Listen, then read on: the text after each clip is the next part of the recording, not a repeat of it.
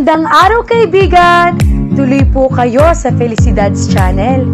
Sa mga kwento ng buhay at pag-ibig na hinalukay sa natatagong baul ni Felicidad. Pero bago po tayo magpatuloy, huwag niyo pong kalilimutan na i-like ang video, i-subscribe ang channel, at i-click ang notification bell para lagi kayong updated sa mga parating pa na upload.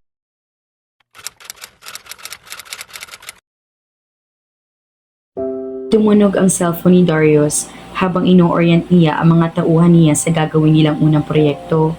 3 engineers ang tinanggap niya sa firm, ilang foremen at mga permanenteng karpintero.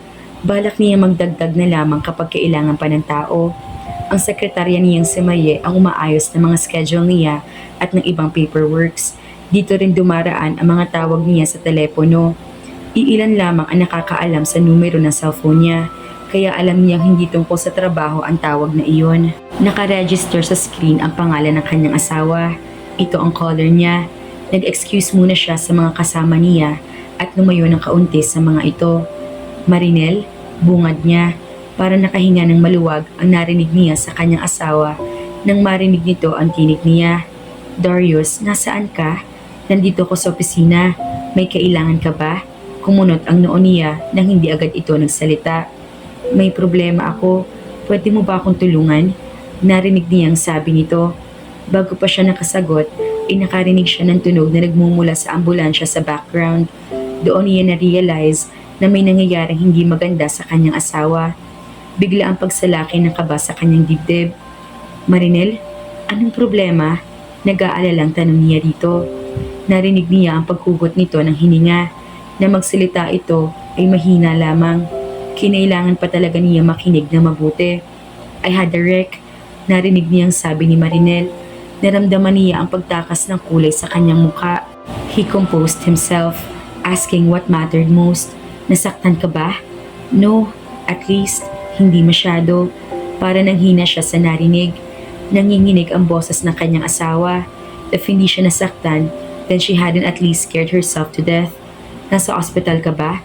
He thought he heard a sob as she answered. Hindi, nandito pa ako sa pinangyarihan na aksidente. Easy honey, sabihin mo lang kung nasaan ka and I'll be there as fast as I can. Sinabi nito sa kanya ang lokasyon. Mabilis na nagbilin siya sa kanyang mga kasama at nagmamadaling umalis. Halos paliparin niya ang kanyang sasakyan. Sa isang intersection na ganap ang aksidente, nakita niya ang kotse ni Marinel at agad ay pinarada niya ang sasakyan sa tabi niyon. Bumaba siya agad ng sasakyan at lumapit sa kanyang asawa. Nanghina siya na makita ang bukol sa noo nito na nagsisimula na maging kulay asul. May nakita pa siyang bahid ng dugo sa gilid ng bibig nito. Damn! Kamuntik na siya masuntok sa ibabaw ng kotse ni Marinel nang lubusan makalapit siya dito. Walang ibang nakita si Marinel kundi ang mukha ng kanyang asawa. She took a deep breath and waited for him. Come here. Mahinang sabi ni Darius at hinila siya palapit sa dibdib nito. Pinagmasdan nito ang sira ng sasakyan niya habang yakap-yakap ito. May bahagyang yupi sa kanang muso ng kotse. Nanginginig siya nang bahagya silang maghiwalay ni Darius habang hinahaplos niya ang kanyang noo. Hindi ko kasalanan. Mangiyak-ngiyak na sabi niya. Hinuli nito ang kamay niya at marahang idinampi iyon sa mga labi nito. Pagkatapos ay sinapo nito ang mukha niya ng isang palad. It wouldn't matter if it was. Magpatingin ka ba sa doktor? I told them I wanted to wait for you. Besides, sa tingin ko, hindi naman nakailangan. Hindi na napakinggan pa nito ang iba pa niyang sinasabi. Para ba naglaho agad ang pag-aalinlangan sa mukha nito nang sabihin niyang hinihintay lamang niya ito. He cupped her face, using both his hands, kissed the bump on her forehead and the bruises on her face. Wala akong pakialam kung anong iniisip mo. You're going and that's that. Masuyong bigkas nito habang titig na titig sa mga mata niya. Niyakap siya nito. Inihilig niya ang ulo sa dibdib nito.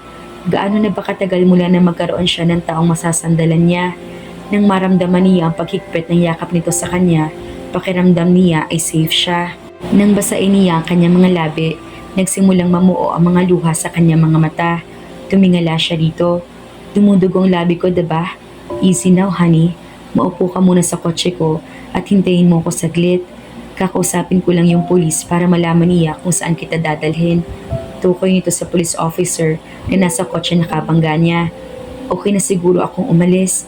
Nakuha na naman niya ang statement ko, sabi niya rito. Ngunit sinunod din niya ang sinabi nito. Hinintay niya ito sa sasakyan habang kinakausap nito ang pulis. Laking pasasalamat niya at dumating ito. Hindi talaga niya alam kung anong gagawin niya kung wala ito. Pagkaraan ng 2 minuto ay nakita na niya ang pabilik na ito. Sumakay na ito sa driver's seat at inayos ang pagkakakabit ng seatbelt niya. Tulad ng kanyang inaasahan, sinabi ng doktor na minor injury lamang ang tinamo niya.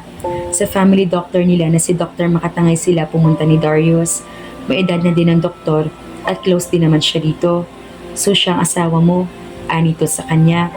Opo, Dok. Mukhang napakabait niyang lalaki. It must be love at first sight. Well, anong masasabi ko pero I'm glad na hindi ka Attorney Ondoy ka nagpakasal. Magilo na tura na matandang doktor. Dahil doon, ngumiti siya. Hindi na sinabi pa ni Darius ang nangyaring aksidente ni Marinel nang tumawag sila na Macaria ng gabing iyon. Ayaw niya mag-alala pa rito. Siya ang naghanda ng soup na kinain ng kanyang asawa dahil masakit ang mga labi nito para kumain ng kanin at ulam. Siya rin ang naghanda ng damit na gagamitin nito. At kung hindi nga lang kalabisan na, ay gusto niyang samahan ito hanggang sa banyo. Binili na lamang niya ito na huwag nang ilak ang pinto sakaling kailanganin siya nito. Nagtataka si Marinel nang maayos na siya nakahiga sa kama niya ay hindi pa rin umaalis ang asawa niya sa silid. Darius, okay na ako. Pwede ka na magpahinga. Pukaw niya sa atensyon nito. Nagbabasa ito ng libro na nakaupo sa tabi niya. Nakangiti nag-angat ito ng muka sa mula sa binabasang libro. Kunot pa ang noo. Bakit? Nagtatakang tanong niya. Unang beses ko narinig na tawagan mo ako sa palayaw ko. Sounds nice. Anito, nag-iwas siya ng tingin.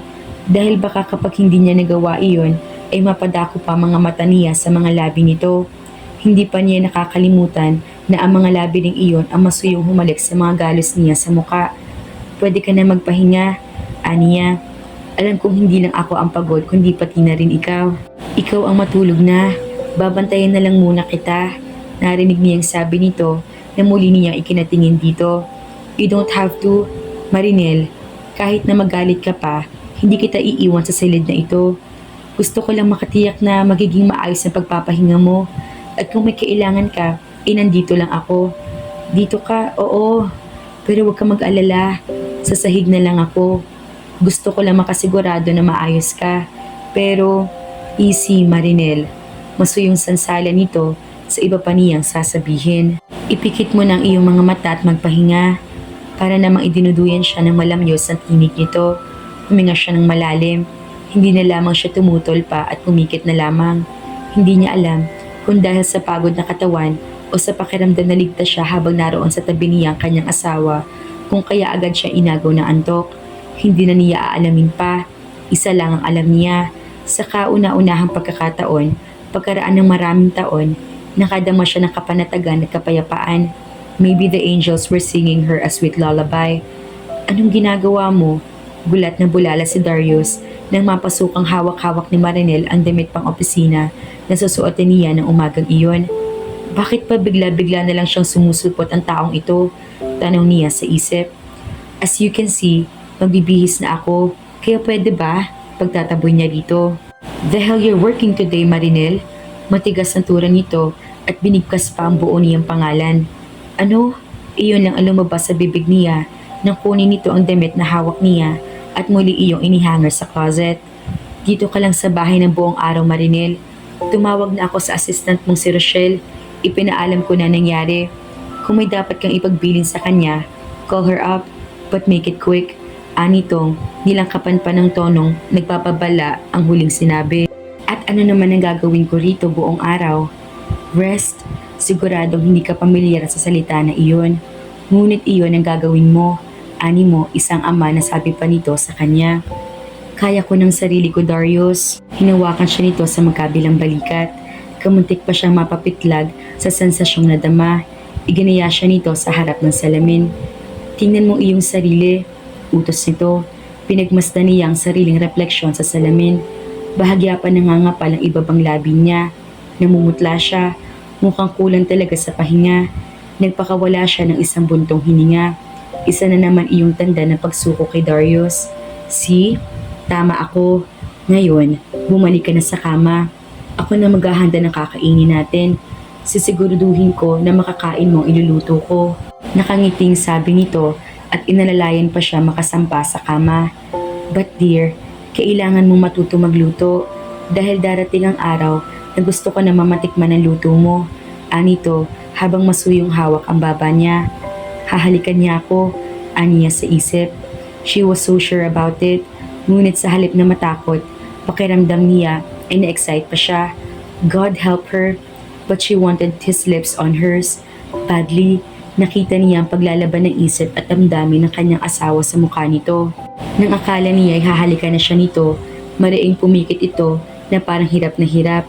Pagkatapos niyon ay walang salisalitang lumabas na ito ng silid. Gusto niyang murahin ang sarili dahil muntik na niyang mabato ng unan ang nakatalikod na asawa sa sobrang disappointment. Ano nangyayari sa iyo, Marinel? Wasn't she kissable enough? Hinakita ba itong diferensya sa mukha niya? Kaya hindi nito itinuloy ang alam niyang balak nitong gagawin? You're so boring, sister. Kaya naman wala makakapagtyaga sa iyong lalaki. Naalala niya ang palaging sinasabi ni Thea. Girlfriend and a lover ang kailangan ng mga lalaki. Hindi isang nanay, idudugtong pa nito. Alam naman niyang hindi siya katulad ng mga karaniwang babae na kaedad niya. Hindi niya alam kung paano kumilos pagdating sa opposite sex. Kaya naman itinuon na lamang niyang atensyon sa isang bagay na kaya niyang harapin at pakipagbigyan. Ang kanyang pag-aaral. Nang magtagal, ang negosyo naman ng kanyang abuelo. Doon siya nag-excel, hanggang doon na lang. Para doon lang. At iyon ang nakita ni Darius sa kanya. Gosh, gusto niyang umiyak. 2 oras na nakararaan, buhat na pumikit si Marinel, ngunit hanggang ngayon ay hindi pa rin siya nagtatagumpay na makatulog. Muli rin kasi siyang dumidilat kapag pumipikit siya. Sa tuwing pipikit kasi siya, ay nakikita niya ang sasakyang bigla na lamang sumulpot mula sa kung saan at bumangga sa kanyang kotse. Palagi niyang naririnig ang ingay ng tunog ng pagsasalpukan ng mga bakal at pati na rin ang sarili niyang sigaw. Tumagilid siya ng pagkakahiga. Pagkatapos ay bumaling naman siya sa kabila. Paulit-ulit na ganoon ang ginagawa niya hanggang sa magpasya siyang bumaba na lamang ng kama at lumabas ng silid. Hindi na siya nag-abala pa magsuot ng tsinelas. Nakapaang bumaba siya ng hagdan at tinungo ang kusina. Nagulat pa siya na makitang maliwanag na maliwanag doon. Huli na nang maisip niya kung bakit. Gustuhin mang bumalik na lang sa silid, nakita na siya ni Darius. Nakita niya ang bumangong pag-aalala sa mukha nito nang dumako sa kanyang paningin nito. What's wrong? Hihingi na sana siya ng paumanhin kung naistorbo niya ito na makita niyang unti-unti itong lumalapit sa kanya. Nalulun niyang bigla ang balak sabihin. Natuon ang pansin niya sa isang bagay. Legs. Naka-shorts at simple gray t-shirt lamang si Darius. He had the longest, strongest looking legs she had ever seen on a man and they were moving towards her. Pinilit niya ang sarili na i-focus ang tingin sa mukha ng kanyang asawa.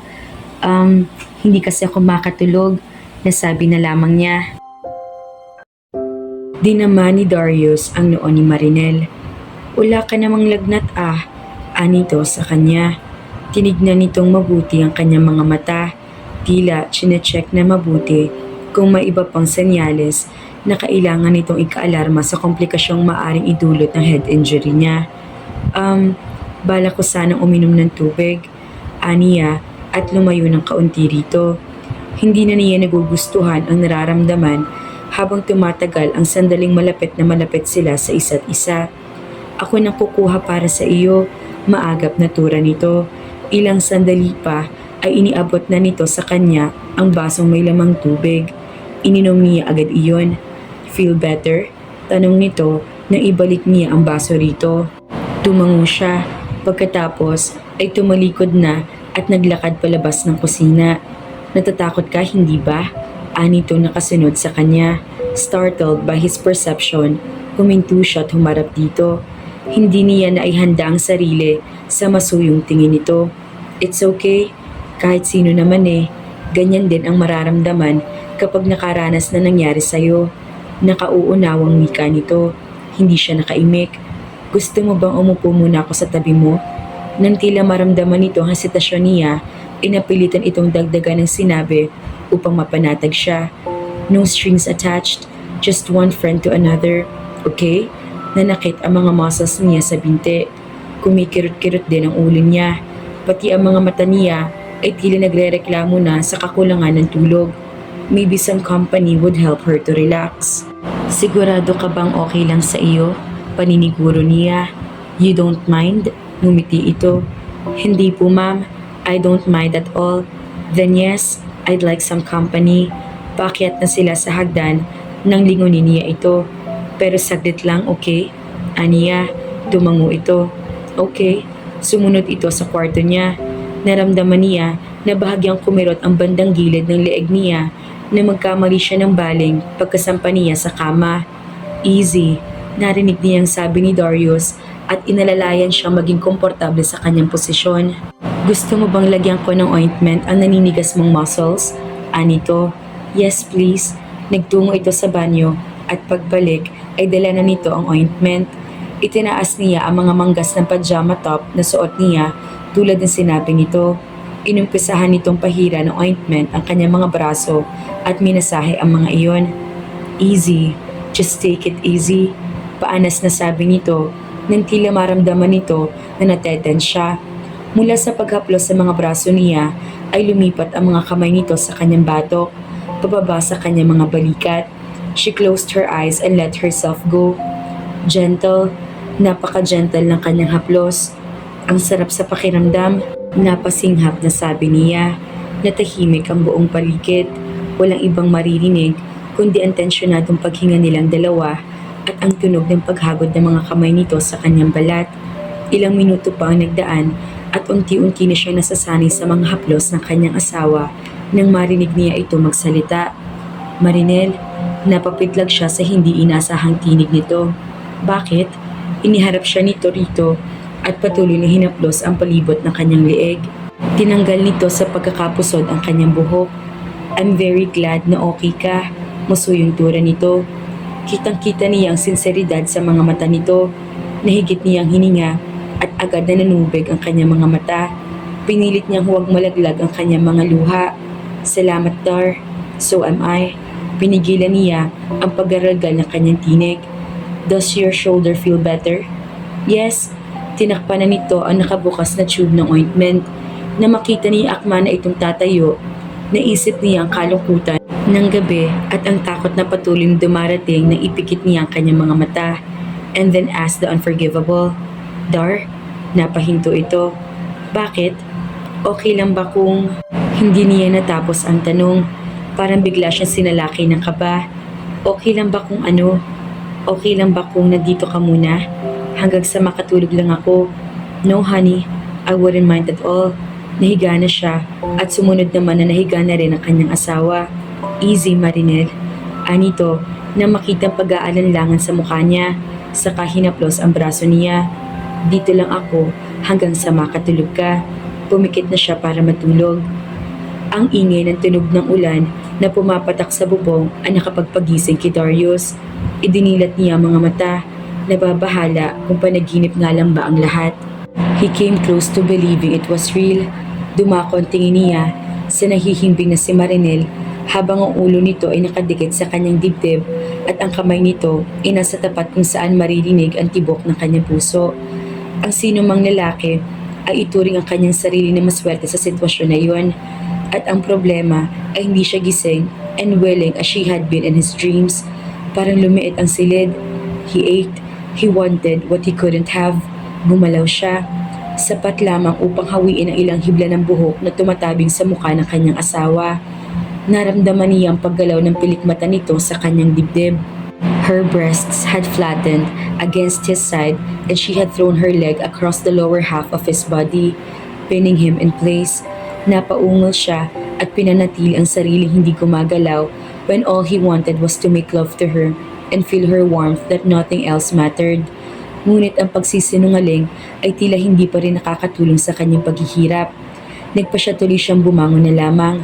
Marahang inayos niya sa pagkakahiga si Marinel bago siya bumaba ng kama. Pinagmasdan niya ang payapa nitong muka na natatamaan ng liwanag na nagmumula sa labas. Pinagkatiwalaan kanya. She'd been hurt. Anang isip niya. Kinungo niya ang pinto. He needed some air. He needed some distance. Kailangan niyang i-focus ang atensyon sa ibang bagay para hindi niya maisip ang malambot na dibdib ng kanyang asawa at ang pagkakadikit ng kanilang mga katawan. Ilang beses na sinabi niya sa sarili na dala lamang ng proximity sa kanyang asawa kaya siya nakakaramdam ng ganoon. Bumaba siya ng hagdan at dumiretso sa labas.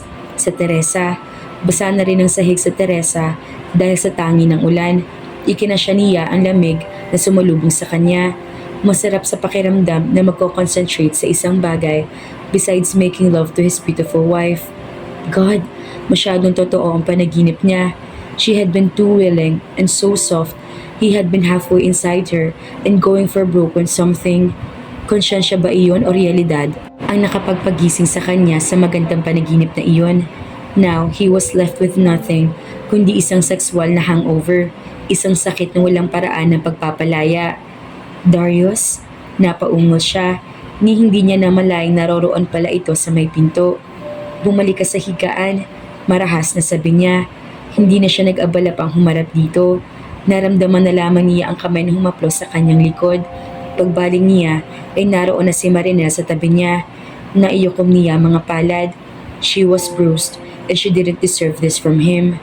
Ayos ka lang ba? Tanong niya. Nagising akong wala ka na kaya naisip ko, hindi naman ito maituloy ang sasabihin dahil parang ito mismo ay hindi alam kung ano pa ang idudugtong doon. Namayan niyang katahimikan habang patuloy ang pagbuhos ng ulan. Nakakaramdam siya ng uneasiness. Nagbilang siya ng hanggang 3 at pagkaway sinagasa ang ulan at lumakad palayo kay Marinel. Nagulat si Darius na pagpasok niya sa sariling silid ay naroon at nakaupo sa kanyang kama ang kanyang asawa. Madiliman ang buong silid ay kitang-kita pa rin ito ng kanyang mga mata. May hawak itong tuwalya. Ang kaalamang hinintay siya nito sa kabila na hindi magandang nararamdaman nito dulot ng aksidente ay nakapagpadagdag sa guilt na nararamdaman niya. Pinili niyang idaan iyon sa galit. Hell, bumalik ka na sa kwarto mo at matulog. Hindi ako yung kagagaling lang sa aksidente. Hindi naman namamaga ang labi ko o nangingitim ang noo. At kung ano man ang nangyayari sa akin ngayon, sa akin na lang iyon, Marinel. Matigas na turan niya. Kinasusuklaman ng sarili dahil sa masasakit na salita sa kanya. Tumayo ito at lumapit sa kanya. Iniabot nito ang tuwalya sa kanya. Pwede ba ako magpahatid sa iyo sa opisina bukas? Mahinang tanong nito. Hindi, Biyernes na bukas.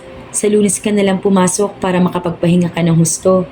Ikaw, saan ka pupunta bukas? Aasikasuhin ko yung kotse mo na to at kukontakin ko ang insurance company mo. Alam mo, doing stuff. Salamat. Para saan? You know, for doing my stuff. Sa pagkakataong iyon, inatawa na talaga si Darius. So, okay ka na? Masuyong tanong niya rito. Hindi niya matagalang tignan ang maamong mukha nito. Kailangan ng itaboy niya ito bago pa siya mawala ng kontrol sa sarili. Bumalik ka na sa kama, Marinel. Garalgal na ang tinig niya. Darius, hindi na siya nakapagpigil pa. Hinapit niya si Marinel at isinandal ito sa dingding. Nagulat naman ito. Malapit na malapit ang mukha nila sa isa't isa.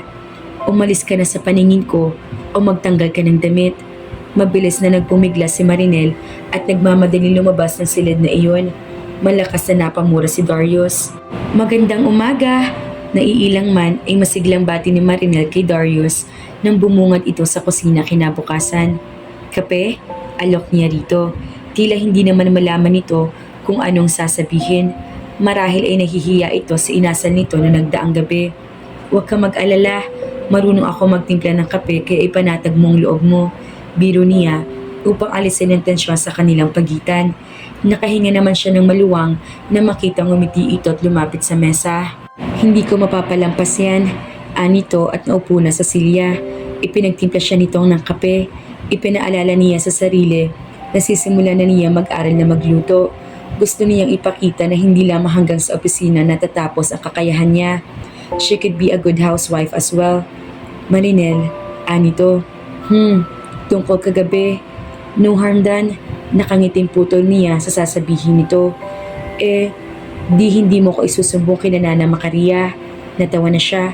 Kumusta ng pakiramdam mo? Tanong nito. Better. Good. Natigilan sila sa pagkakwentuhan nang may mag-doorbell sa gate. Lumabas si Darius upang tignan kung sino iyon. Sumunod siya sa sala. Pagbalik nito ay kasama na nito si Art. Art, aniya na makita ito. Balita ko na aksidente ka. Pumunta ko para i-check lang kung okay ka. Anito, maupo ka. Aniya rito. Maiwan ko muna kayo. Ani Darius. Hindi. Pabigla, ngunit hindi naman malakas na sabi niya. Kahit pa nga gusto na niyang sumigaw sa sobrang pagtutol. Hindi mo na kailangang umalis, Dar. Hinawakan niya ito sa braso at hinila pa upo sa tabi niya. Oo nga naman, kukumustahin ko lang naman ang asawa mo, ani Art kay Darius. It's just that matagal na kami magkakilala ni Marinel at hindi ako matatahimik kapag may nangyari hindi maganda sa kanya. Dugtong pa ni Art, tila gusto ipamukha na mas kilala siya nito kaysa kay Darius. Sa opinion ni Art, si Darius Soto was nothing more than a stray cat of a man ni hindi kilala ang pamilyang pinanggalingan nito. Pinalampas na lamang ni Darius ang nahimigan niyang lihim na panguuri sa kanya ng abogadong kaharap. Naiinis siya kahit naisipin lang na mas marami itong alam tungkol sa kanyang asawa. Matuli nagdaan ng 2 buwan. Nakabilik na buhat sa Ilocos sina Nana Macaria at Tata Rolando. There had been times when Marinel simply wanted to be lost in her husband's arms, and Darius had spent too many nights alone when he had a wife who slept alone in the other room. Pagkatapos ng 60 days ng kanilang kasal, hindi na sila estranghero sa isa't isa. Ngunit habang tumatagal, lalo lumalala ang strangeness na nararamdaman nila sa kanilang sitwasyon. Happy birthday! Malakas na bati ni Marinel nang pumasok siya sa silid ni Darius. Sabado noon at pareho silang walang pasok sa trabaho. May dala pa siyang torotot at malakas na hinipan iyon sa tapat ng tainga ng pupungas-pungas pang asawa nito. Ang aga mo na mamang istorbo, wife, kunwari ay reklamo nito. Ano yan? Kandila, tugon niya. Hawak niya isang kandila na may sindi. Mag-wish ka na, tapos hipan mo na to. Pagtiyagaan mo na lang, kasi masyado pang maaga para makabili ng cake. Hindi naman ako marunong mag-bake, kaya ito na lang muna. Aniya, sa 2 buwan na ling pagsasama, naging mabuti magkaibigan sila. Sige na nga, sakay naman ito sa gimmick niya. Pumikit ito, pagkatapos ay hinipan ng kandila. Happy birthday! Aniya pagkatapos nahipan nito ang kandila. Ngunit nang hilahin siya nito, nawalan siya ng balanse kaya bumagsak siya sa ibabaw nito. Gumalaw ito upang mapasailalim siya nito. Don't, pwede ba humingi ng isang halik? Wife? Anyway, birthday ko naman eh. She gave him a smack. Oo, hayaan mong ipakita ko sa iyo how a birthday kiss should be. Iyon lang at inangkina nito ang mga labi niya. She knew what the shape of his mouth felt like. They had kissed before. The gentle brush of mouth-to-mouth contact was familiar and even comfortable. Ngunit nagbago iyon nang ikawit niya ang mga braso sa leeg ni Darius. Narinig niyang umungol ito at gumulong hanggang sa siya na muli ang mapunta sa ibabaw nito. Narinig niya ang pag-aanas nito sa kanyang pangalan. Naramdaman niya ang mga kamay nito sa kanyang buhok, pababa sa kanyang likod at dinampi ang kanyang mga labi. Napukaw ang pagkakaapurahan sa pagitan nila as their lips met again. Then again and again, narinig ni Marinel na napaungol muli si Darius. They had gone too fast, pero sino ang mag-aakala magsisiklab sila mag-asawa ng ganoon? Easy, Marinel. Easy, honey. Masuyong tura nito habang hinahaplos-haplos nito ang likod niya. That just got out of hand. Hindi ko sinasadyang takutin ka, okay? Anito, nang tila madama ang pagiging tensyonado niya. She rolled off him hanggang sa makaupo siya sa gilid ng kama. Tinakpan niya ng mga kamay ang buong muka. Oh my God! Oh my God! Narinig pa niyang mahinang napamura si Darius sa pagsisimula ng isang bagay na hindi pa nila handang tapusin. Kahit hindi nila nag-uusapan iyon kung anong kahulugan ng mga nangyayari sa kanila, alam niyang may something sa kanilang dalawa. Hindi nga lang niya mapangalanan kung ano iyon. Lumapit si Darius sa kanya. Tumingin ka sa akin, Marinel. Hindi na niya natapos ang sasabihin dahil bumungad na sa pintuan si Nana Macaria. Happy birth! Nahinto sa ere ang sasabihin nito na makita silang dalawa na magkasama at magkatabi sa kama. Nana Macaria! Sabay pang bulalas nila ni Darius. Pasensya na mga anak, kung nakaabala ko, bababa na ako. Nana, hindi na ho kailangan. Si Marinel ang unang nakabawi. Nandito ho ako dahil binati ko rin si Darius. Namumula ang mukhang paliwanag niya rito. Daig pa niya ang dagang nasukol sa kanyang lungga. May dala kayong cake, Nana, pansin ni Darius. Wala nga lang kandila. Buti na lang nagdala ng asawa ko. Nakangiting sabi nito. Nagkatawanan na lang silang tatlo. Nabawasan ang pagkailang na nadarama nila ni Darius sa presensya ni Nana Macaria. Paano na kaya kung napaaga pa ito ng akyat? Naiisip pa lamang niya iyon, parang gusto na niyang lumubog sa kinatatayuan. Pagtingin niya kay Darius, nakatingin din pala ito sa kanya. Kininditan siya nito. Irap naman ang iginanti niya. Mag-aalas 8 na, hindi pa rin makalabas-labas ng kwarto si Marinel.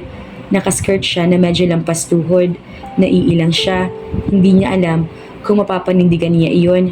Kanina pa siya nakaayos pero hindi siya makalabas dahil hindi niya alam kung ano magiging reaksyon ni Darius. Mapapansin ba nito iyon o hindi?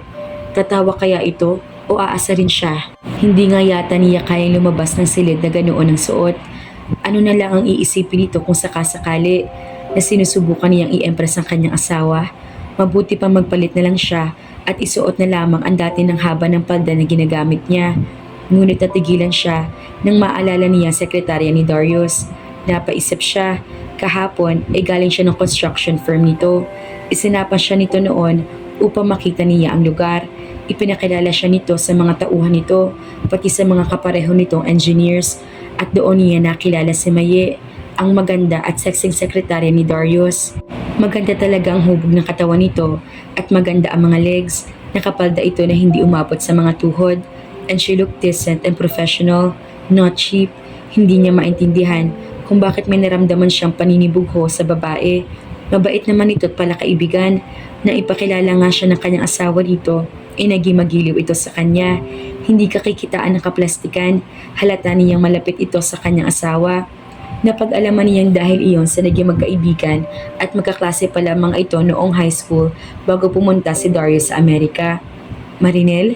Narinig niya ang tawag ni Darius sa tapat ng pinto ng kanyang silid. Kumatok ito pagkatapos. Handa ka na ba? I'll be right there. Ganting sigaw niya. Ano ba, Marinel? Kaya mo ba? Tanong niya sa sarili sa harap ng salamin. Pinagmasdan niya ang malaking salamin na naroroon. Pakiramdam niya maganda naman siyang tignan. Mukha namang bagay sa kanya ang ganoong palda. He'll see na hindi lang si Maye ang magagandang legs. Nakalabing bulong niya habang sinisipat-sipat ang kabuuan sa salamin. Marinel! Narinig niya exaggerated na sigaw ng kanyang asawa. Pumikit siya ng mariin. Kaya mo to. Act normal. Parang walang naiba. Sabi pa niya sa sarili. Malakas ang kabog sa dibdib na lumabas siya ng silid. Sumilip siya sa punong hagdan. Hindi niya makita ang kanyang asawa. Bumaba na siya ng hagdan. Nasa gitna na siya na makita niya sa may pintuan pala ito habang nilalaro ang susi ng kotse sa kamay. Huminga siya ng malalim at nagpatuloy sa pagbaba. Wari noon lang napansin ng kanyang asawa ang pagbaba niya. Umarap ito sa kanya. Parang slow motion na parang napaawang ang bibig nito habang nakatingin sa kanya. Hinagod siya nito ng tingin mula ulo hanggang paa. Paulit-ulit. Pagkatapos, inapako ang tingin nito sa nakalantad ng mga binti niya. Heaven help her, but she saw awe and admiration in his eyes na parang nagugustuhan ng mga mata nito nakikita. Nagsisimula na siya maging proud sa sarili na makita niya nakakalokong ngiti nito. Tara na. Not so fast, nakangising sabi nito. Akala ko ba nagmamadali ka? Nagsimula na manginig ang tinig niya. Naidalangin niya na sana ay hindi napansin nito iyon. Sinabi na nga ba niya na mali ang desisyon niyang pagsusuot ng paldang iyon. Noon lang niya isinuot ang paldang iyon na iniregalo pa sa kanya ni Nana Macaria. Hayaan mong tignan muna kita. Nakangisi pa rin tura ng kanyang asawa. Gusto nga niyang alisin sa bibig nito ang ngising iyon. Nagsisimula na talaga siyang mailang ng husto. Inalayo siya nito ng bahagya. Pagkatapos ay pinagmasdang mabuti na para bang isa siyang specimen na sinisilip nito sa microscope. Diyos ko, nakakahiya naman. Well, sigurado ka bang ikaw si Marinel? Ang asawa ko? Pangaasar nito. Hinahaplos-haplos pa nito ang sariling baba habang mataman siyang tinitignan. Hindi siya makakilos sa kinatatayuan. She knew it. Magmumukha lang talaga siyang trying hard. Pagtatawanan lang siya ng kanyang asawa. Ni hindi man lang nito na-appreciate ang pagbabagong iyon sa kanya.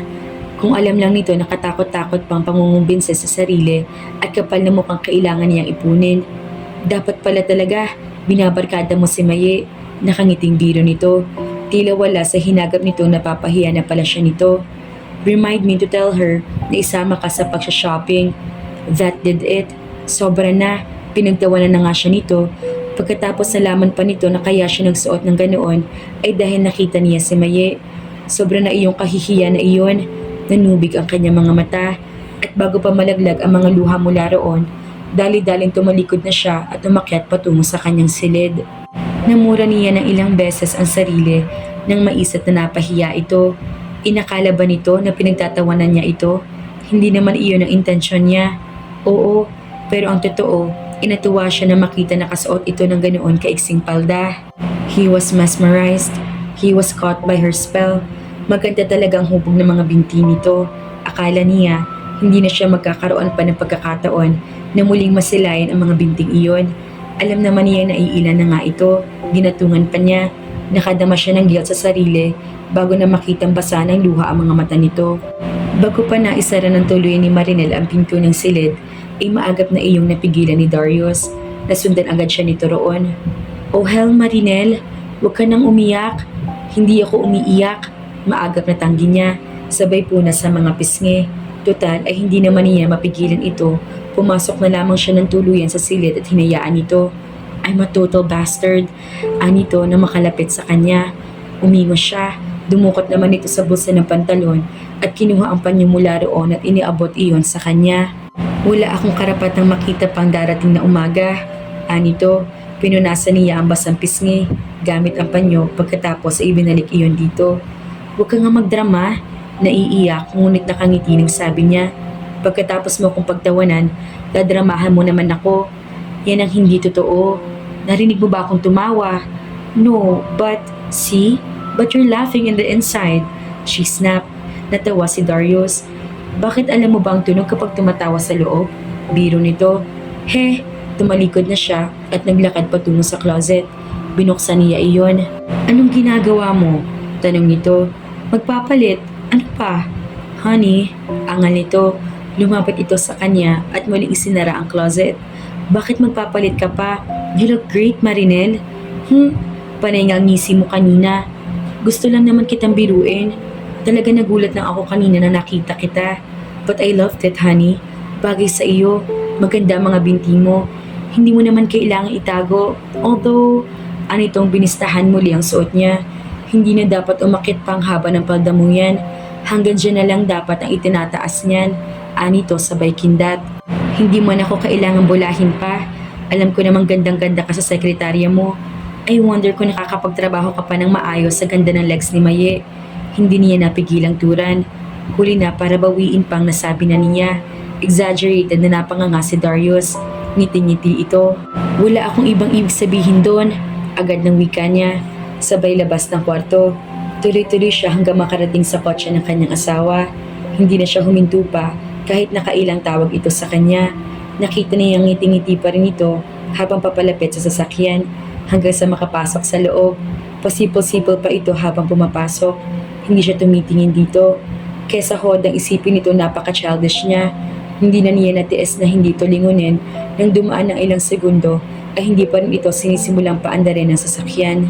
Hinarap niya ito at akma na maglilita niya na makita na katitig pala ito sa kanya. Hindi pa rin maalis-alis ang ngisi sa mga labi nito. Hindi ka na nakakatuwa, Darius Soto ha? At napaka-cute mo, Marinel Gamayo Soto. Ganting sabi naman ito sa kanya. Inihatid siya ni Darius hanggang sa opisina. Nang huminto ang sasakyan sa tapat ng Gamayo Building, ay papaba na sana siya, ngunit hinawakan siya nito sa braso. Nagtatakang napalingon siya dito. Marinel, I am fond of Maye. She's a dear friend at alam kong makakasundo mo rin siya. Hindi ko tinitignan ang kanyang mga binti sa paraan ng pagtitig ko sa iyo. At hayaan mong sabihin ko sa iyo, wife, na ikaw ay isang napakagandang babae. Don't let yourself think otherwise. Para nangungusap ang mga mata nito nang sabihin ang mga katagang iyon. Hindi ka ba naa-attract sa kanya? Parang batang tanong niya. Hindi. Ikakasal na siya 2 buwan mula ngayon. Oh, yeah, oh, panggagaya nito. Unti-unting inilapit nitong mukha sa kanya para siya na estatwa na makitang maliit na distansya niyon sa mukha niya. Hinalikan siya nito sa mga labi. Pero sandali lang iyon. Nasa harapan sila ng building ng opisina niya at bukod sa maraming dumaraan ay nakatingin pa ang gwardya ng building sa kanila. I'll go ahead. Parang namamaos na tura niya na maghiwalay ang kanila mga labi. Iyon lang at bumaba na siya ng kotse. Hindi na siya lumingon pa.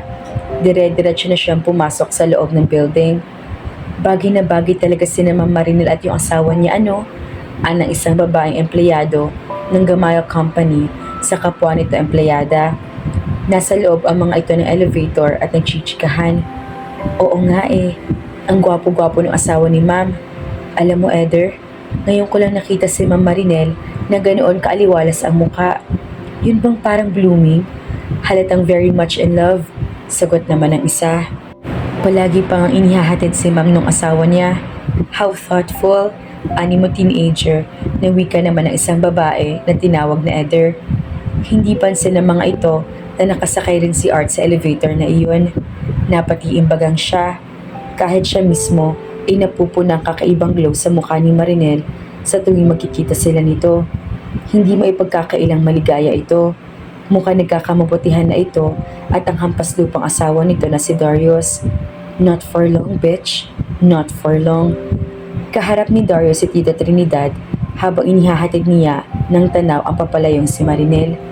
Inimbitahan sila mag-asawa na matanda na maghapunan sa mansyon dahil nalulungkot daw ito roon. Nasa Singapore pa raw si Teo at si Thea naman ay wala pa rin doon. Nagpaalam si Marinel sa kanila na aakyat sa kwarto nito dahil may kukunin ito roon. You love her, ani Tita Trinidad. Hindi isang taonong ang himig ng sinabi nito, kundi isang kumpirmasyon. Nagulat naman siya sa tinura ng matanda. Magsasalita na sana siya upang magpaliwanag ngunit naunahan siya nito. Ipinatong nitong isang kamay sa kanyang balikat at pinanatili nito iyon hanggang sa tignan siya nito. Sa unang pagkakataon na pagmasdan kita, alam kong mabuti kang tao. Pagkatapos na nakita ko ngayong gabi, alam kong magiging mabuti ka rin para kay Marinel. Nakaramdam ng pagkailang si Darius. Maari kang tumanggi hanggang gusto mo, iho. Pero tandaan mo lang ito. Humanap ka ng common ground. You hear me? You have to start somewhere. Forget the gap and look for the bridge. Makahulugang wika ni Tita Trinidad sa kanya. Hanggang sa makauwi sila ni Marinel, hindi maalis sa isip niya kung anong ibig sabihin ng bridge na tinutukoy ni Tita Trinidad. Biyernes, alas 12 pala ng tanghali, ay nagpasundo na si Marinel kay Darius sa opisina. Mabuti na lamang at hindi naman ito ganoon kabesi. Kailangan niya pumunta sa Maynila ng araw din na iyon. Biglaan lang ang lahat. May mga Australian businessmen na darating sa Makati kinabukasan at isa ang Gamaya Company na inimbitahan upang maging isa sa mga pagpipilian na magsusupply ng kalidad na tela sa kumpanyang nire-represent ng mga Australian businessmen. Malaki ang proyektong iyon. Madalian nga lang ang nangyari dahil puro mga kumpanya sa Maynila ang nakasama. Isa sa mamamahala ng bidding ay kaibigan ng kanyang abuelo kaya naman napasamang kumpanya nila. Nagpabook agad siya ng flight to Manila sa kanyang sekretarya. Alas 4 ng hapon ang flight niya. Hindi na niya hinintay pang kanyang asawa. Pagdating sa bahay, ay agad na bumaba siya ng sasakyan at nagtatakbo para mag-impake. Hindi na niya inalintanan na mataas ang takong ng kanyang sapatos at baka siya madapa. Tanggalin mo yung high heels mo kung tatakbo ka ng ganyan. Sigaw ni Darius sa kanya nang inisang hakbang niya ang bawat dalawang baitang ng hagdan. Dahan-dahan lang Marinel, paalala nito. Sumunod ito sa kanya sa kwarto. Baka mahuli ako sa flight ko, Darius. Paliwanag niya. Hindi ka mahuhuli. Imaihahatid kita sa airport just in time. So relax. God, where's my other black shoe? Natarantang wika niya. Vis, ani Darius na itinaas ang pareha ng sapatos na nasa sahig lang at malapit dito. You're an angel. Ani at kinuha iyon dito. Iiling-iling at nangingiti-ngiti lang na pinanood siya nito. I'm ready. Excited na wika niya pagkatapos mag-empake. Ilang araw ka pa roon? Tanong nito. Monday morning nang balik ko kapag nakuha kong kontrata. Which I really hope na mangyari. Kung hindi, bukas pa lang ng gabi. Nandito na ulit ako. Basta, mag-iingat ka ha. Natawa siya. Sabihin mo iyan sa piloto ng eroplano. I'm afraid it's out of my hands. Biro niya. Napasimangot ang asawa niya. Please, huwag mo nga gawing biro yan. Sabi nito. Darius, I'll be fine. Paniniguro niya rito. Nilapitan siya nito at hinagkan sa mga labi. Pumikit siya upang damhin ang halik na iyon. Ngunit hindi niya inaasahan ang intensidad ng halik nito. That kiss left her breathless. Take care. I want you back in one piece. She heard him whisper against her skin. Yup, but Darius, kailangan na natin magmadali. Paalala niya rito. Kinuha nito ang bag niya at hinawakan ng kanyang kamay. Okay, tara na. Titiyakin ko makakaabot ka sa flight mo. Pero sa pagbalik mo, kailangan natin mag-usap. Nagulat siya. An ultimatum? Why did she like that sound? Pagdating sa airport, ay eksaktong tinatawag na ang mga pasahero sa flight ni Marinel. Tatawag agad ako pagdating ko roon, okay? Sabi nito kay Darius. Hindi naman niya maunawaan kung bakit parang gusto na niyang sumama sa flight na iyon ng kanyang asawa. Para hindi niya kakayanin ang 3 araw na wala ito sa kanyang tabi. Suddenly, sa sandaling iyon, gusto niyang sabihin dito ang nasa puso niya. But he couldn't find a way. Pakiramdam niya, nawawala ang kanyang asawa at hindi na muli pang babalik. Natatandaan pa niya noong umalis ang kanyang ina patungo sa Amerika na hindi siya kasama. Dahil ayaw pumayag ng asawa nitong Kano. Sabi nito, sandali lamang ipaghihintay niya at kukunin din siya nito. Kasama pa siya naghatid hanggang sa airport dito. Natatandaan niya umiyak siya nang papalayo na ang kanyang ina. At matagal na matagal ang ipinaghintay niya bago tinupad ang pangakong pagkuha sa kanya. At ngayon, pakiramdam niya ay ganoon din ang mangyayari sa kanila ni Marinel. Hindi niya masabing, natatakot ako mawala ka tulad ng pagkawala ng aking ina. Hindi niya masabing, natatakot ako mawala ka sa akin before we ever make love. Hindi niya masabing mahal kita dahil hindi iyon bahagi ng kanilang deal. Take care, sabi ni Marinel. Pagkatapos ay tumalikod na ito at umalis. Susundan na sana siya nito nang pigilan siya ng gwardyang sa airport. Pasensya na sir, hanggang dito na lang po kayo. Sabi pa ng gwardya sa kanya. He groaned. He missed his chance. Just when he had found a way to say the words without coming apart, she was gone. Nanghihinang bumalik siya sa sasakyan. May kung anong regret siyang nadama. Sumandal siya sa kotse at tumingala sa himpapawid. Mahal kita, bulong niya. He was a case of little too late. 2 oras nang delayed ang flight ni Marinel. Malakas ang ulan at hangin. May ilang flights din na na-delay pero ang lahat ng iyon ay nakarating na. Ang flight na lamang nito ang wala. Alam ni Darius na may bagyo. Tinawagan na nga niya si Marinel para sabihin dito na huwag na lang tumuloy. Nasa taxi na siya papunta sa airport na magkausap sila 3 hours ago. Alam naman nila kung kailangan na i-cancel ang flight, Darius. Anito sa kanya kanina. I'll be okay. Marinel, just be at the airport. I can't wait to get home. Sabi pa nito. Confirmed na natuloy ang flight nito. Kaya naman kinakabahan na siya na baka kung ano na nangyayari. Hindi na nabawasan ang lakas ng kabog ng dibdib niya. Nang i-announce na sa wakas, ay nakarating ding payapa ang flight na kinabibilangan ng kanyang asawa. Isa ka pa lamang siya nakahinga ng maluwag. Ramdam niya ang panginginig ng mga tuhod niya. Tuto pa rin niya ang ipinangako niya rito. Makarating lang ito ng ligtas. Hindi siya mag-aalinlangan pa. Sasabihin na niya rito ang tunay na nararamdaman niya. Hindi na siya matatakot na hindi siya magugustuhan nito. Surely, a man like him couldn't be that to be loved by a woman like his wife. God, I hope so. I really hope so. Impossible. Darius! Narinig niya ang tawag ni Marinel sa kanyang nagmamadali itong lumapit sa kanya. Sinalubong naman niya ito at agad na niyakap na mahigpit. Wala na siyang pakialam kung marami mang tao sa paligid. Ang mahalaga, bumalik ng ligtas si Marinel. His dear wife was back. Ramdam niya na punong-puno rin ito ng emosyon nang gumanti ito ng yakap sa kanya. Akala ko, makakancel na yung flight ko. Puno ng emosyong tura nito. Kapag di natuloy ang flight ko, hindi ako makakauwi. At kung hindi ako makakauwi, kailangan ko magpalipas na isang gabing malayo sa iyo. Napapikit siya.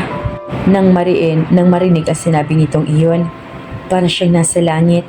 I missed you too, honey. Garalgal ang tinig na tura niya. Dar? Yes? Will you take me home? He held out his hand. Wala nang salita pang namagitan kina Marinel at Darius hanggang sa makarating sila sa bahay. Basta hawak lamang nito ang kamay niya habang ang isang kamay nito ay nakahawak sa manibela. Magpakita ka muna kina Nana Macaria at Tata Rolando. Uso yung sabi nito na makababa sila ng sasakyan. Kahit sila ay nag-aalala rin. Ikaw, hihintayin kita sa taas. Matapos maipaalam kina Nana Macaria at Tata Rolando na maayos naman siya nakarating, ay nagpaalam na rin siya agad sa mga ito. Para may pakpak ang mga paang tinungo niya ang hagdan paakyat. Binuksan niya ang silid at natagpuan doon ang kanyang asawa na nakaupo sa kanyang kama. Dar, nag-angat ito ng tingin sa kanya. Nagtagpo ang kanilang mga mata. Marami siya nababasa sa mga mata nito. Ilang sandali pa ay tumayo na ito at lumakad palapit sa kanya. Pinagmasdan nito ang kanyang kabuuan. Nakatali ang mahabang buhok niya at ang mukha niya ay walang anumang bakas ng make-up. Malapit na mukha nito sa mukha niya. May kailangan akong sabihin sa iyo, Marinel. Anito. Nang umalis siya, ay sinabi nitong kailangan nila mag-usap. Halos pigil niya ang hininga habang hinihintay ang sasabihin nito. Nang umalis ka last Friday, nagsisi ako dahil hindi ko pa nasabi sa iyo ang mga bagay na gusto kong sabihin. Tinitigan siya nito sa mga mata. Alam kong hindi bahagi ng ating deal ang sasabihin ko.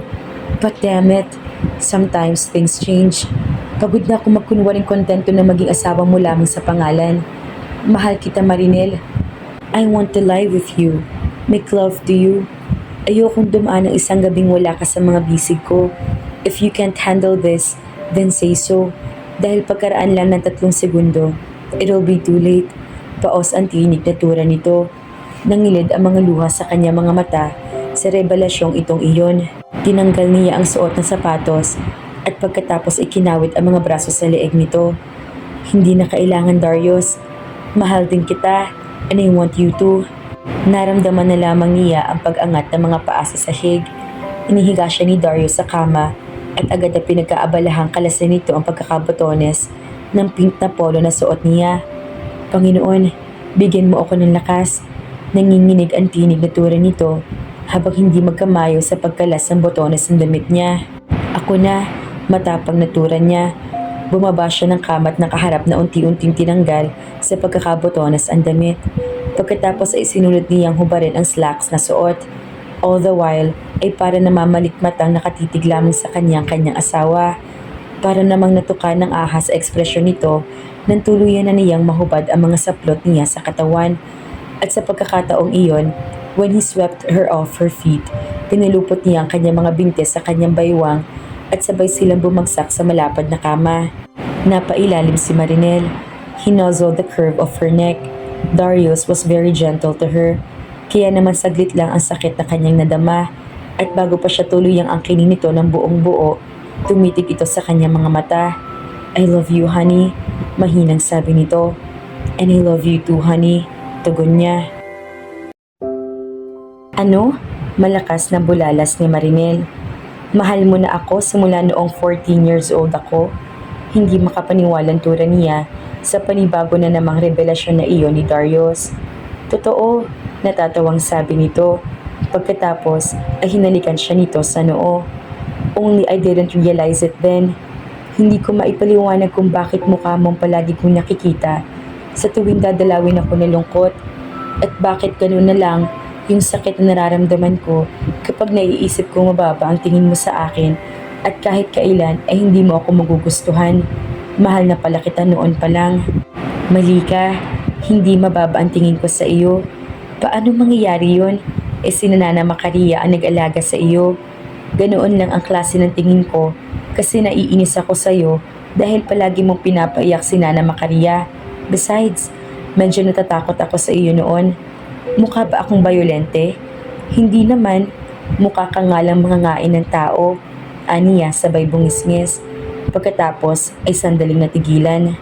Ngayon lang siya bumungisngis. Well, ngayon lang din naman siya lumigaya ng ganoon. Sinagip siya ni Darius mula sa buhay na walang kahulugan at puno ng kahungkagan. She would be forever grateful for that. I like the sound of your laughter, Anito. And I'm sure Lolo Juan would have liked you too kung nakilala ka lang niya. Ngumiti si Marimel at matamang tinitigan siya. What about his granddaughter? Ano naman ang nararamdaman niya? Pagkaway tanong nito. She likes you too, sagot niya dito. Like only? Anitong pumaibabaw sa kanya. She loves you too, mahinang sabi niya bago pa bumaba ang mga labi nito sa kanyang mga labi. Mag-aalas 7 na ay wala pa rin si Darius. Tumawag ito kay Marinel at ang sabi ay may kailangan pa raw itong tapusin kaya mag-aalas 6 na siya masusundo nito. Okay lang naman sa kanya iyon dahil mayroon din siyang tatapusin. Marami silang inayos dahil 3 linggo ang hiningi nilang bakasyon sa kanya-kanyang trabaho. Pupunta sila sa Amerika upang makilala niya ang mama nito at upang doon na rin sila mag-honeymoon. Sa 1 taon pa nila balak na magpakasal sa simbahan. That would be 6 months from now. Dumaan pa ang 30 minutos, nagsisimula na siyang kabahan dahil hindi ugali ni Darius na hindi tumawag upang ipaalam na madedelay ito. Panay ang tawag niya sa cellphone nito, ngunit palaging the subscriber cannot be reached ang naririnig niya. Nakahinga siya ng maluwang nang bumukas ang pinto, ngunit hindi si Darius ang pumasok. Art? Gulat na sabi niya. Marinel, kailangan mong sumama sa akin. May pagkataranta sa tinig na sabi nito. Kinabahan na siya. Bakit? Ano nangyari? Maang na tanong niya. Ang asawa mo. Agad na kumabog ang dibdib niya. Ano nangyari kay Darius? Na-aksidente siya papunta dito, I guess.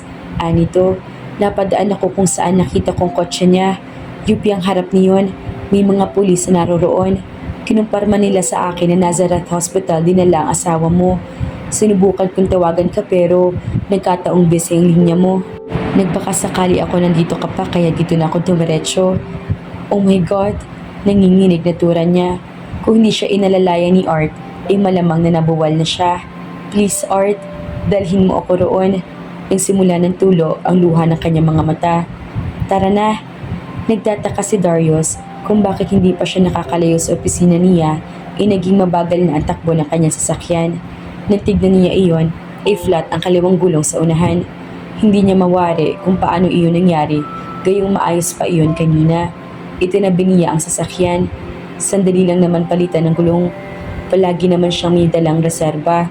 Kinuha niya ang kanyang cellphone upang tawagan si Marinel na madelay pa siya ng kaunti. Ngunit sa kamalas-malasan, naglobat naman siya. Sinubukan niyang tumawag ngunit namatay na iyon. Alam niyang hinihintay naman siya ni Marinel kaya pinalitan na muna niya ang nasirang gulo ng kotse. Pagkatapos niyon ay tumuloy na siya sa opisina ng kanyang asawa. Nagsisimula na makaramdam ng kakaiba si Marinel nang hindi iliko ni Art ang kotse sa daang tatahak papunta sa Nazareth Hospital. Limingon siya rito. Nakita niya ang paniningkit ng mga mata nito. Noon niya nakumpirma ang kanyang hinala. It was a trap. Art, hindi ito ang daan papunta sa ospital. Kinakabahan man, ay pilit pa rin siya nagpakatatag. Hindi ito sumagot o tumingin man lang sa gawin niya. Sa halip ay ngumisi lamang ito sa kanya. Alam mo ba kung gaano iginagalang at tinitingala ang mga ondoy noong kapanahunan ng lolo ko ha, Marinel? Well, dapat kong sabihin sa iyo na bagsak ng kabuhayan ng mga ondoy. Kaya nga umalis na sa lugar na ito ang mama at mga kapatid ko. Pero iba ako sa kanila. Desidido akong ibalik ang kisap sa pangalan ng pamilya ko. Anito, habang ang mga mata ay nakatuon sa daan. Bakit sa ganitong paraan? Maayos ang plano ko. Hindi ba't pati ang matandang gamayo ay napaamo ko? Maibabalik ko na ang yamang nawala ng mga ondoy. Ang kailangan ko lang gawin ay gawin kitang asawa. Kinalabutan siya habang ikinakwento nito ang lahat ng iyon. Ito ba ang taong pinagkatiwalaan ng kanyang abuelo? Ang taong hinangad nitong makasama niya habang buhay? Sigurado siyang kung nasaan man ngayon ang abuelo niya ay hindi rin ito makapaniwala. Hindi nito gugustuhin mapahamak o masaktan man lang siya. But being stubborn and the bitch that you are, you chose to spite me. Akala mo naman kung sinong kilalang taong ipinagpalit mo sa akin. Pero hindi. Isang kamag-anak lang ng katulong at anak ng puta ang Darius ng iyon. Tignan ko lang kung may magawa pa siya ngayong hawak na kita.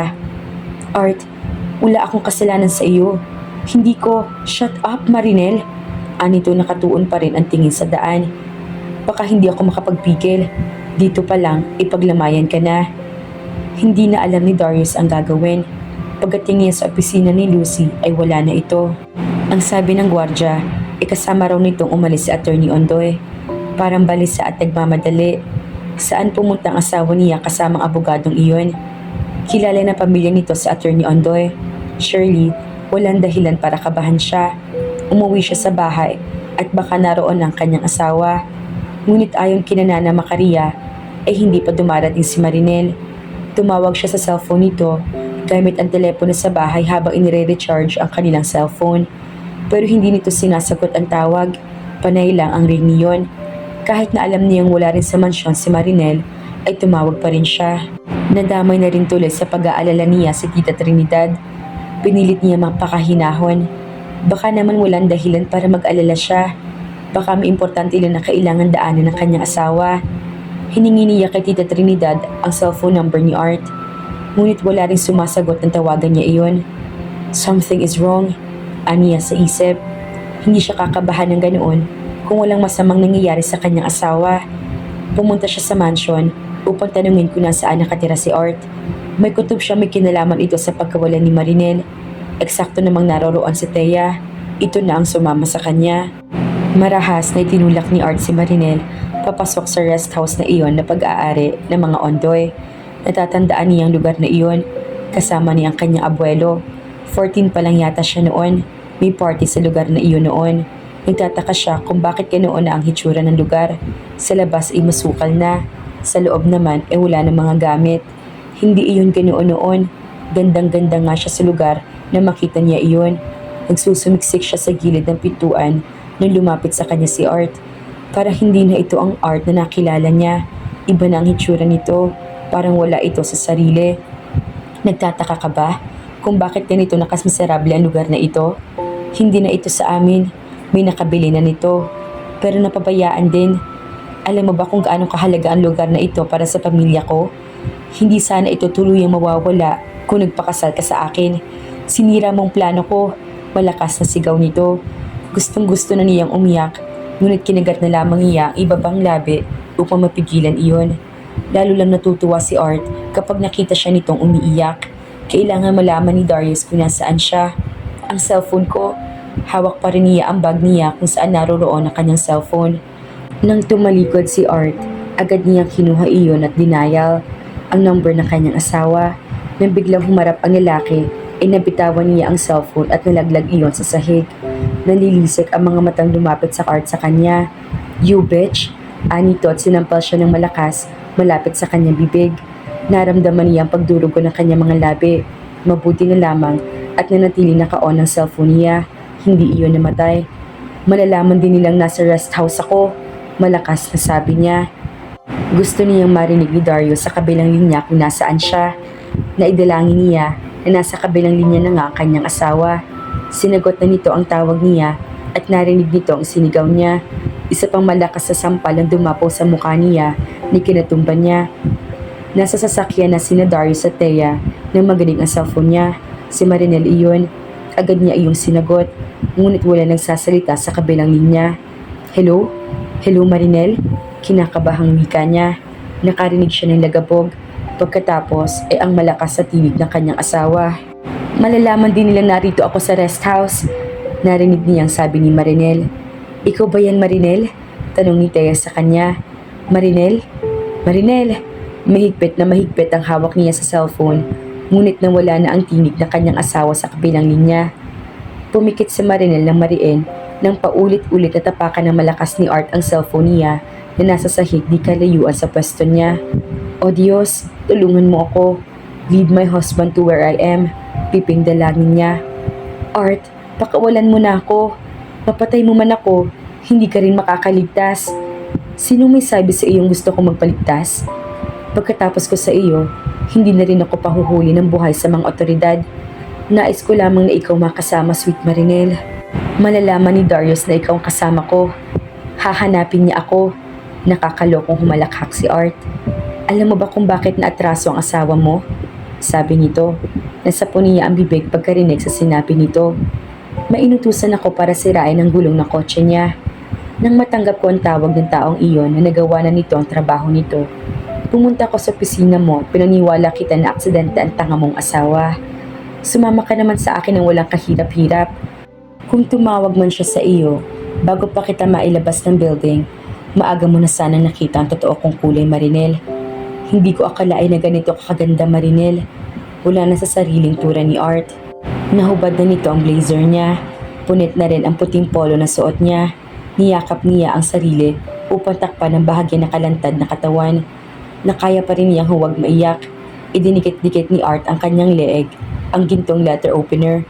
Matulis iyon at parang kutsilyo. This letter opener has been with the family way back then. Anito, nagpasalin-salin na sa henerasyon ng mga ondoy.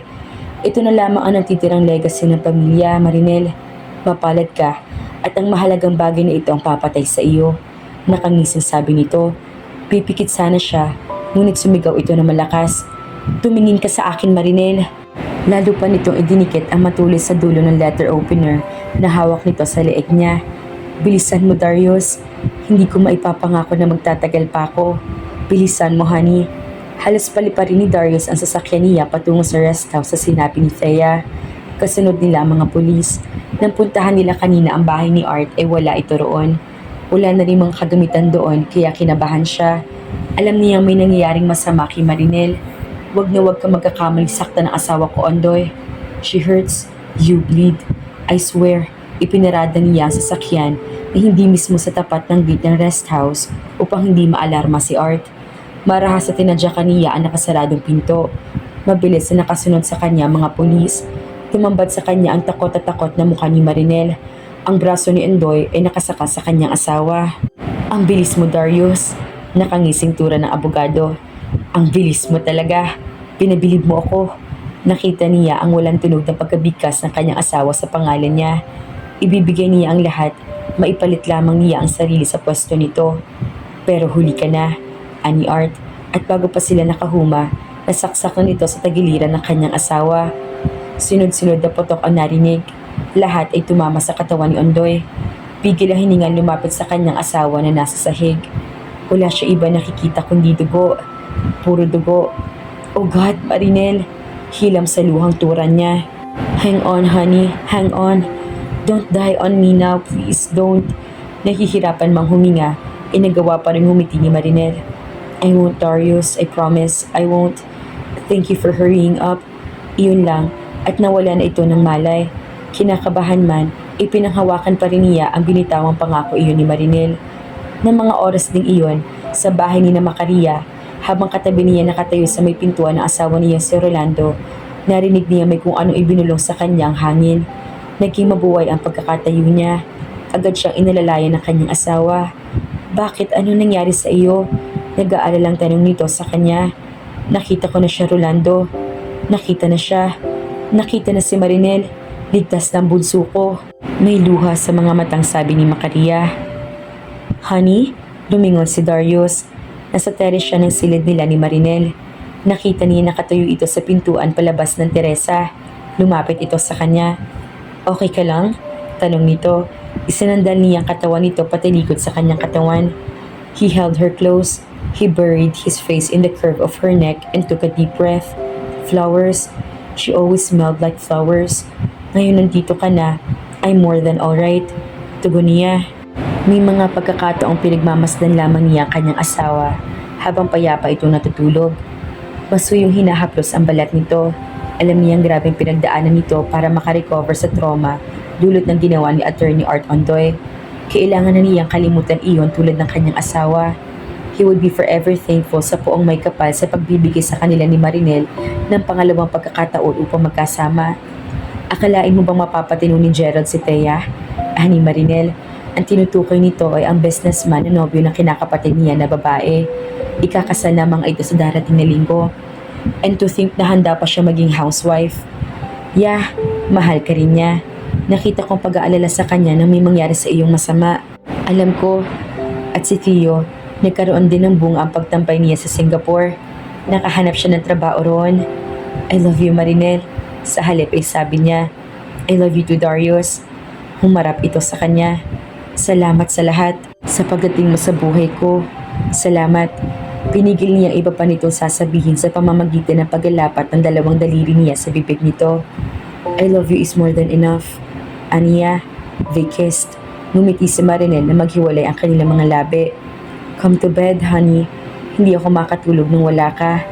Anito, binuhat niya ito. Let's go to bed. Mga ka-felisidad, maraming salamat sa inyo dahil sinamahan niyo kami sa kwentong pag-ibig ni Darius at Marinel. Hiling namin ay lagi ninyong kaligtasan. God bless! Shoutout po kina Nuray ni Aini at Jerilyn Tagumaya. Maraming salamat po!